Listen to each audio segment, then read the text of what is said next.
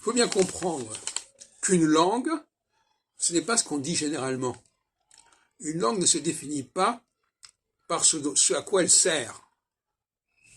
C'est-à-dire parce qu'une langue, vue à ce niveau-là, elle peut servir à n'importe quoi. On peut dire n'importe quoi dans une langue.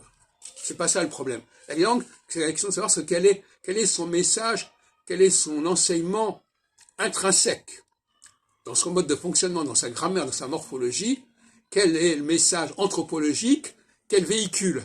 C'est ça la langue, c'est pas le fait qu'on lui demande qu'on l'instrumentalise pour porter tel et tel message.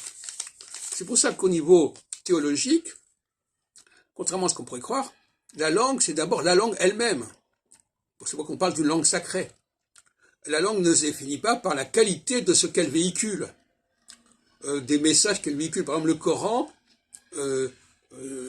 c'est un texte sacré, mais est-ce que ça donne une importance particulière à la langue arabe en tant que telle? Et si la langue arabe a une importance quelconque, quelle en est la structure? Quel est son fonctionnement, aussi transcendantal soit-il, aussi intéressant soit-il, par-delà ce qu'on lui fait dire? Or, pour moi, l'instrumentalisation, c'est une imposture. L'instrumentalisation est toujours une imposture. C'est d'utiliser un objet pour une autre fonction que celle qui lui correspond naturellement. Une langue doit avoir son propre message interne avant qu'on l'utilise pour véhiculer tel et tel message externe.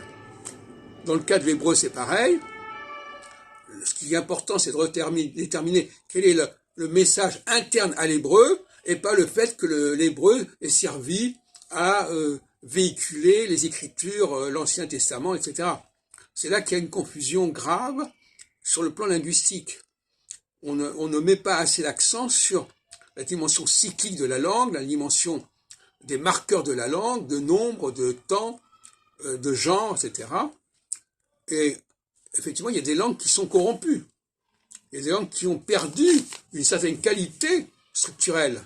Alors ces langues qui sont corrompues, eh bien, elles ne peuvent se sauver que par le véhicule, par le message qu'on leur fait porter. Mais elles n'ont plus de valeur en elles-mêmes. Alors que le français, par exemple, est une langue, quels que soient les textes qu'on a pu écrire en français, c'est une langue qui a sa propre signification, son propre message interne, comme je l'ai démontré.